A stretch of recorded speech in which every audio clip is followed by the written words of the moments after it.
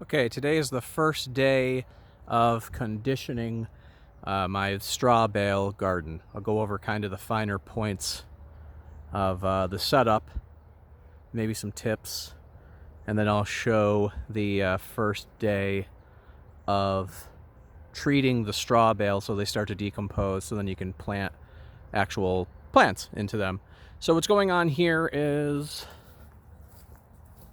we'll start with the straw, because the straw is going to be the most important part. Obviously, it's going to be your growing medium.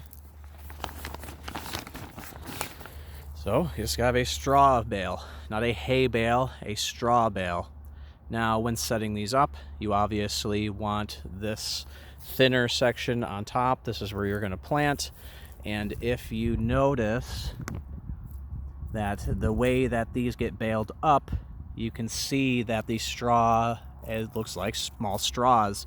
On the underside of this, it's not straws like this, it's kind of flattened over. So this side is what you want face up to plant into and to fertilize. Then of course, this is, a greenhouse plastic that my dad used to use for his greenhouse. There's wire that he used to use for his gardening as well.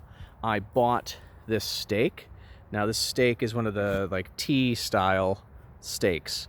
And the reason why it's a T-style stake is because you want to be able to put a wooden beam across it. Now my wooden beam is just a larger trunk, to a tree that I cut down because it was either diseased or this quite possibly could have been an invasive tree. I've kind of hammered it onto the notch, and the reason why you do that is it stabilizes it helps stabilize the posts when you put the wire across. Now, why the wire? Well, the wire keeps the plastic sheet so that you can use it like a greenhouse effectively to get an earlier start on plants, and you can grow things on this. So this will be a trellis. If I keep up with it this year, I'm going to be doing some traveling, so we'll see if I keep up with it good enough. I'm going to have my girlfriend's brother tend to this on days that I'm not here. Okay, so that's the setup. Also, I guess kind of don't need to say this, but I will, is that with these T-posts, make sure the thin T section is facing in and towards each other so that you can put that post in. If you put these down and they're not facing each other, then whatever you use for your beam won't work. Okay, so I'm going to show how to fertilize on day one.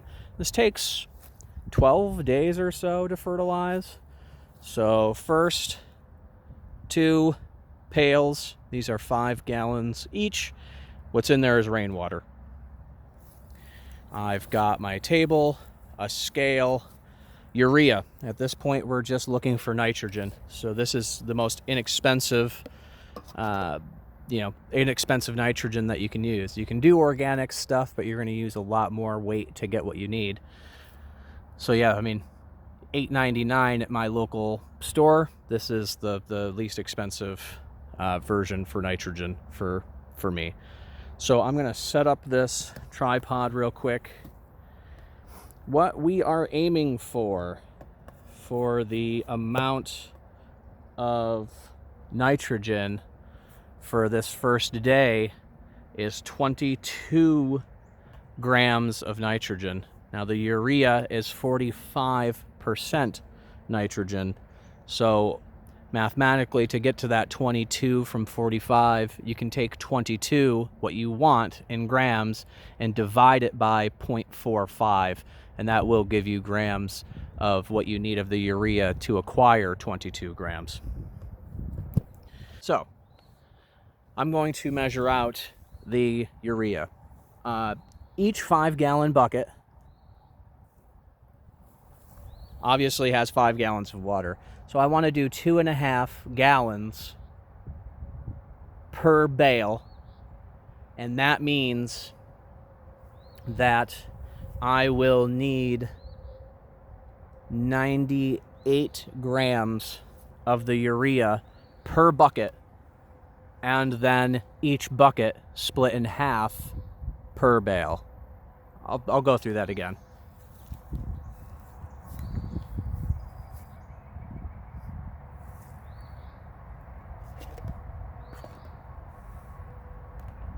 Zero out the scale. So we're going to look for 98 grams.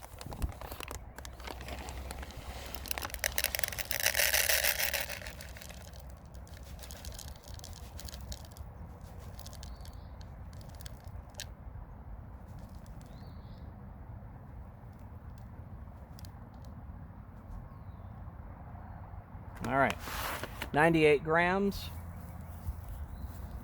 This will go in 1 pail. I know the pails are gross. They collect the rainwater. Honestly, in this setup, I'm not too worried about the straw, getting mossy or anything quite like that. It does a really good job of. It's going to decompose, and it kind of already has a lot of natural microbes and things in it once it gets broken down, and even mushroom spores. So we'll probably get some mushrooms to grow out of this as well. So it's really, to me, it's not a big deal how gross the water looks, honestly. All right, so we'll do 98 again for the other bucket.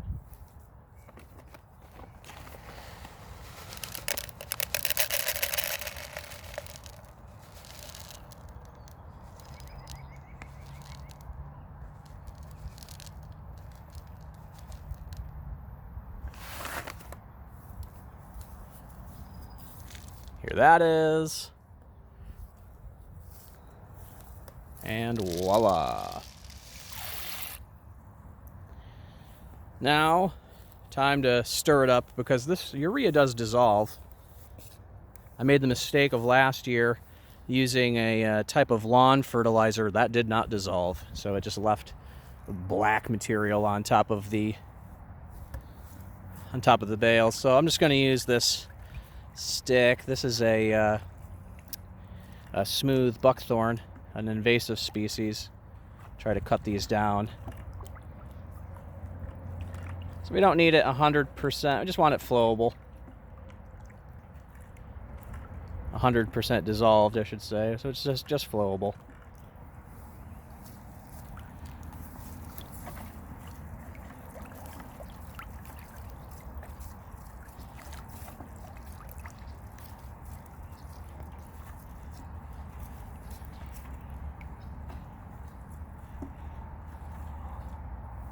Okay, we'll go back to this one. All right, we'll let it set for a little bit. I will set this up and take the plastic off.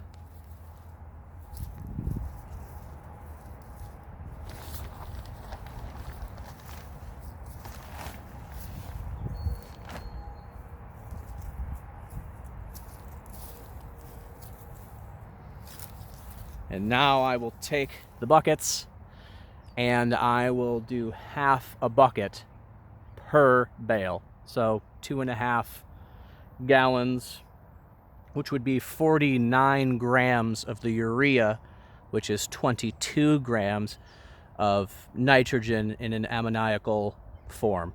This isn't going to be nitrate, it's going to be ammoniacal. So here we go.